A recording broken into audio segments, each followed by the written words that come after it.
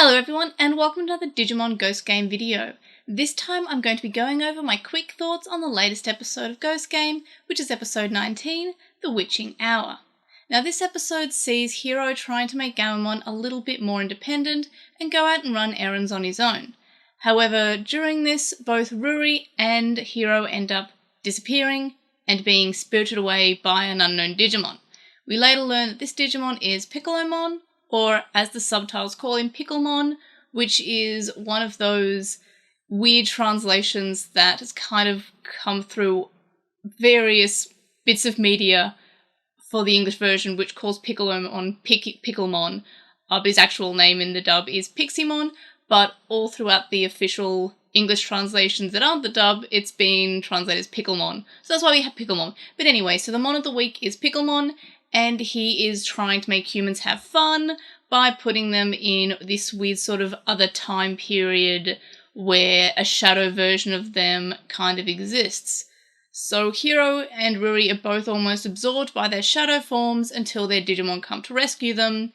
Then when all three of the champion level Digimon or adult level Digimon come to fight Picklemon, Picklemon ends up saying that he's going to erase them from the past instead of defeating them now, and he's going to start with Battle Gammamon. He goes back to the past, but then comes back shortly after, looking badly wounded, and then says, "What are you? What are you?" and then decides that he's going to visit his future to find out.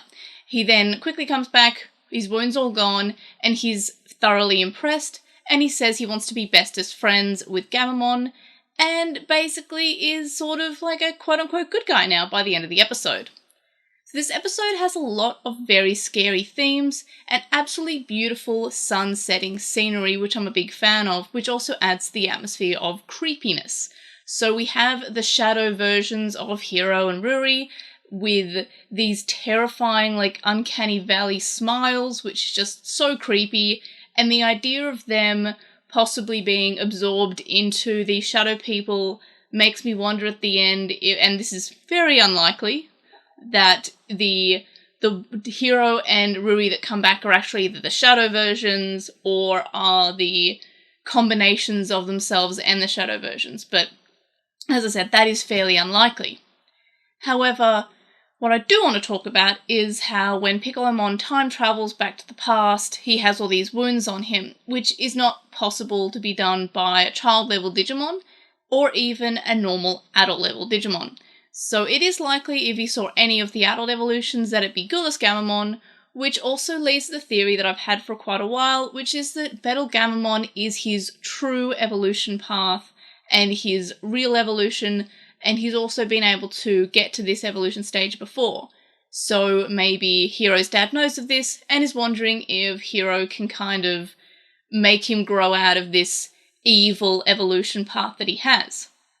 It could also be, of course, a future evolution of Gammamon, like his perfect level or his fairly unseen ultimate level. We know that his perfect level is Canon Wastemon, but we don't actually know if he has a Mega/Ultimate level Digimon that he evolves on from that, because the dim cards only gave him pre-existing Digimon like Chaosdramon as a Mega level form. So we don't really know what version of Gammamon that we saw, just that it's in the past, so this is a stage that he was already able to get to, that is quite horrifying and quite powerful, and able to wound a perfect level Digimon such as Piccolomon. So there's a few questions there. Of course, there's also the questions that come from what did Piccolomon see in the future? Maybe he realised that people would call him Picklemon, and he's just like, wow, I have to change the path I'm going on, no one wants a bad guy called Picklemon. Or, seriously, he could have either seen a very evil Gammamon, which is likely because Piccolomon is kind of evil in this episode, so for him just to decide to be a good guy at the end of the episode feels kind of a little bit strange. And honestly, I think that the best way that this episode could go is if that he actually did see an evil version of Gammamon and he was impressed by it, having also been an evil Digimon himself. It is weird if he's just seeing a cool-looking good guy and going, hey, I'm good now. That feels a little bit weird, so I'm wondering if Gammamon has always been evil and Hiro's dad is trying to put him on this good path, but maybe that doesn't work out right. or if Piccolomon is genuinely just impressed by Gammamon's goodness, so to speak. But the future is kind of unclear, and we also have those questions about the past. Is Gammamon something that's always been evil, and as I said, is Hiro's dad trying to push him along this path of good with his son, because his son's a good boy? And there's just a few theories about that.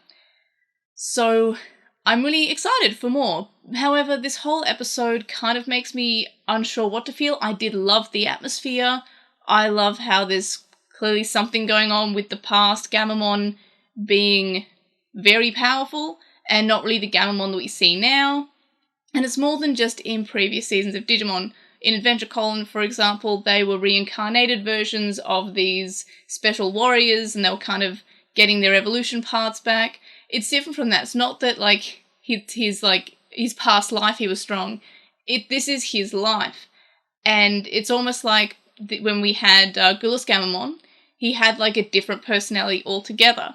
So is it something that Gammamon can't remember, either by intervention of Hiro's father, or is it just something he can't remember on his own?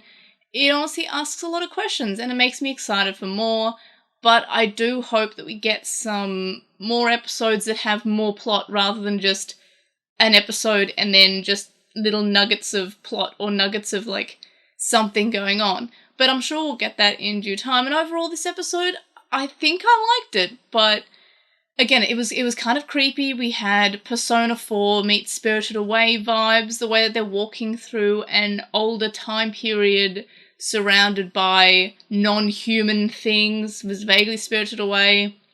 The battle with their shadow self, that was vaguely Persona 4-esque, and I kind of like that. I kind of like the whole atmosphere, but I say that for a lot of Ghost Game episodes. They all have a very creepy kind of atmosphere going on, and I'm enjoying that. But overall, I'm not actually sure what I feel about this episode. I think I liked it, but it only had, like, small bits. But it was beautiful. It was beautiful to look at no matter what. So yeah, I'm unsure. Did I like... I think I liked it. I think I liked this episode. But I feel like it's just missing something, if that makes sense. Like, it's a solid, like, middle-of-the-road episode, which for Ghost Game, yep, middle-of-the-road, but a lot of other seasons of Digimon, quite good. But yeah, it's kind of like a hard to categorize episode. I enjoyed it, but yeah. I liked the creepiness. The creepiness was good, and that's what I'm really enjoying about Ghost Game. But basically, those are my quick thoughts.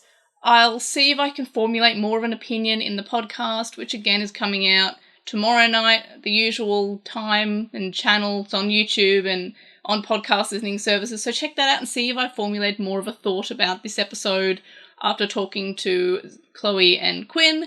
And anyway, what did you think about this episode? Let me know in the comments, and I will see you on the next one. Bye!